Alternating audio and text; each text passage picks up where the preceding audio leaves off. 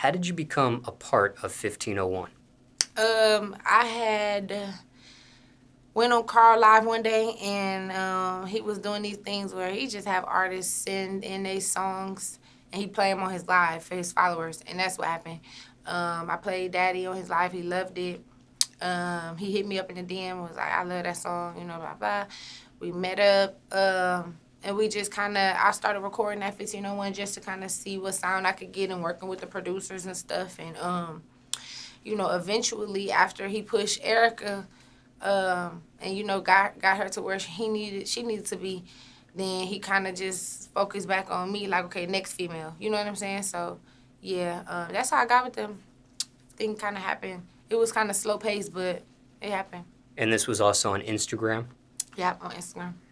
How soon after you're involved in that live before you actually make it to that recording studio? Dang, that's a good question because it was so long ago. I want to say it was in the same week, though. We set up a meeting. I met with him in 1501 at the studio, and we sat in this room, we talked, and then we went up to the lab and just kind of seeing what we could come up with. So I believe it was in the same week, if I'm not mistaken. Were you already in Houston, or you had to come down from Toledo? No, I was already in Houston. I've been living in Houston. And then how soon, timetable-wise, from that recording studio session to you actually signing a recording contract? It was like over a year, maybe a little over a year. Yeah. So that's why I said it was slow pace. It happened, but it was one of them things where I just had to kind of build up a sound. But COVID happened too, and I'm a nurse, so I can't forget that. When COVID happened, I was kind of like, I was already releasing. I had my own team working with a manager and stuff, and then boom, COVID happened. So they canceling shows and everything stops. And so, me being me, I went to what I knew best. So I went to go work in the COVID unit, go back to my nursing. And so I did that for a whole year before I actually dove back into the music. And so now I'm back, and COVID coming back, but I'm not stopping this time. So, yeah. Are you biologically related to anybody on 1501? No. Are you romantically involved with anybody on 1501? No. Now, you signed a recording contract. Mm-hmm. Why sign a recording contract? Because some artists don't. They stay away from recording contracts.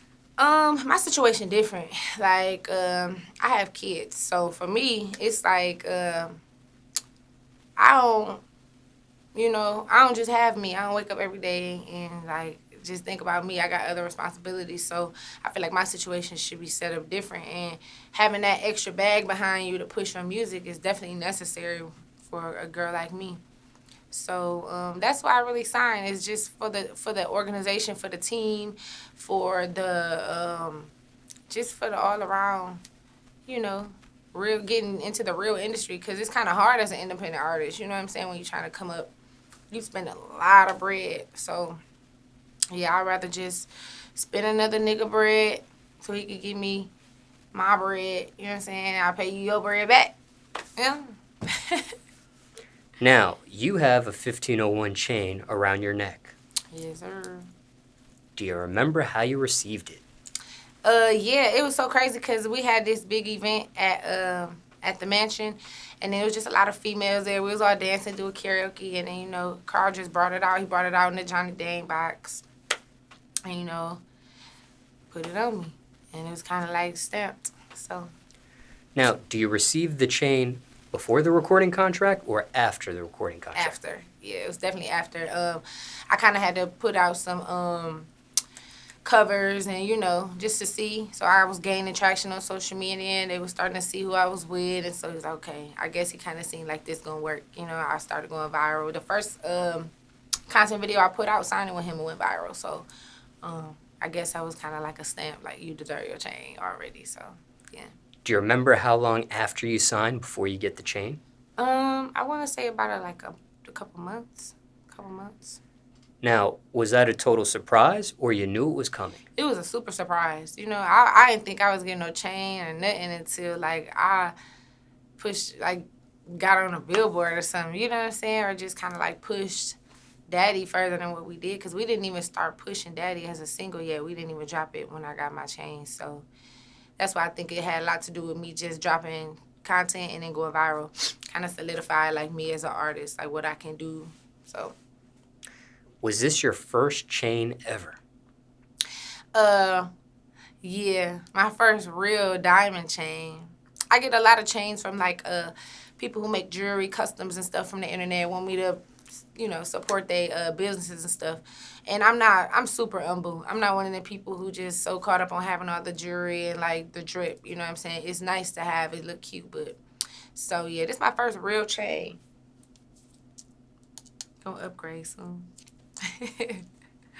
Now, ever since you received this chain, do people treat you different? Yeah, I've actually had people come up to me and like, I love your chain, but I'm not gonna touch it. I'm just like, okay. So it's just, you know, I guess you get those people who obsessed with jewelry and stuff like that. But yeah, they look at me more like I'm with 1501 versus I'm just around with regular clothes on or whatever. It's just like this people, I don't know, something about this that people just worship. So yes, I would agree. I definitely get treated a little different. Kind of respected, you know, so. What about rappers? Do they treat you any different since you've gotten the chain? Yeah, you know, they be like, I see your eyes, you know, they like to pop a little shit, but, you know, they try to treat me like one of the guys. Now, was this, and I use this phrase respectfully, when you received the chain, was it an instant form of clout by any chance? Nah, you know what's so crazy? When they gave me the chain, you know, they was recording it and all that stuff, and so the next day, they like, you ain't post none of the scenes from the chain? You ain't post? I'm like, no. They was like, so you gonna post? I'm like, no. You know what I'm saying? I just didn't want to. I didn't want to just, I mean, I'm not saying it don't mean that much to me, like a chain is, you know, a chain, but I just didn't. You know, I don't know. I ain't looking for no clout for no chain. I want people to listen to my damn music. Shit. Ever got the chain appraised? No. I didn't even think about selling it. I literally would like, I'd probably give this to one of my kids or something when I upgrade, you know, just so it can have some ice around their neck. But it's just one of them things. It's like a souvenir. Once I keep leveling up and growing, once it come off my neck, it'll be laid to rest. I ain't giving it away. And I didn't even mean a giving away situation. I meant more along the lines of, maybe do you know how much it's worth? Oh, yeah. Actually, yeah, I didn't. And that's why, though. I didn't get it appraised because normally when people appraise stuff, they just try to figure out, okay, what can I get for this later on? But it ain't even crossed my mind, so that's probably why, you know. Sometimes people also get appraisals for insurance. Yeah, that's true. It's true. But I ain't think about none of that. I really didn't. And I think that's, I don't know. I just didn't think about none of that. I didn't think about insurance or none of that. Maybe, like, the CEO did, because he gave it to me. Maybe he got all that in order, but, I didn't think about none of that. Now, when it comes to Carl, what's it really like working with him? Carl is, like, one of those real stern alpha people. He's just one of those people who wake up and he's straight to business. You know what I'm saying? He want to do this, he want to do that. So, work with him, it's like, it's bittersweet, you know what I'm saying? Because I guess him being like a baseball player or whatever, he's super like coach-minded. So sometimes he'll talk to you like the football coach or like, you know, like a baseball coach will talk to you. And it could get a little overwhelming sometimes, but he really mean no harm. Like, he really mean well. I feel like with anybody putting their money behind somebody, or they definitely just gonna put a little extra energy and emotion into making sure their investment, like, you know, come out right. So work with him is cool. And, you know, he's always a part of the creative process. He sit in the studio with us. He give us, like, his opinion on the music and stuff or what he likes. So, you know, I don't know what's the norm or how many independent labels, CEOs and stuff are involved in their artist creative process, but he tried to make sure he's, like, around for everything, the interviews and, you know, the studio sessions and just everything. So it's actually pretty dope, you know, to see that somebody who putting their money behind you actually care about what's coming out of it. So now, speaking of interviews, he was, just for transparency, he was just in the room with us. He stepped out for a phone call. Right.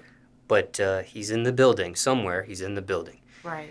Now, when it comes to Carl, I do have a few more questions, and then I'll be done with my Carl questions. But is he easy or tough to work with?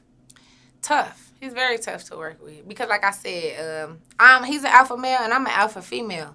So, you know, I'm a Capricorn, he a Leo.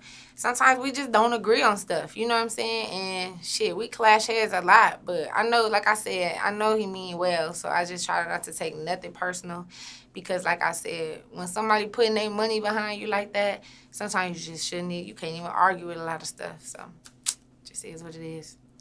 When it comes to all of his characteristics, what do you enjoy the most of Carl? What's that one characteristic you really enjoy? Nah, he funny as shit. Like, he's a jokester. Like, he likes to, like, play a lot. So, and that's cool because it can just lighten the mood sometimes. It get real overwhelming doing all of this. So, he just always come in mostly and just try to, like, make everybody laugh in some type of way, you know. So, I guess that would be the thing I like most about him is just him being funny because I like to be funny, too, so. On the opposite end of the spectrum, is there something you can't stand of Carl? Is there a characteristic that bugs you, bothers you, gets under your skin, maybe a pet peeve?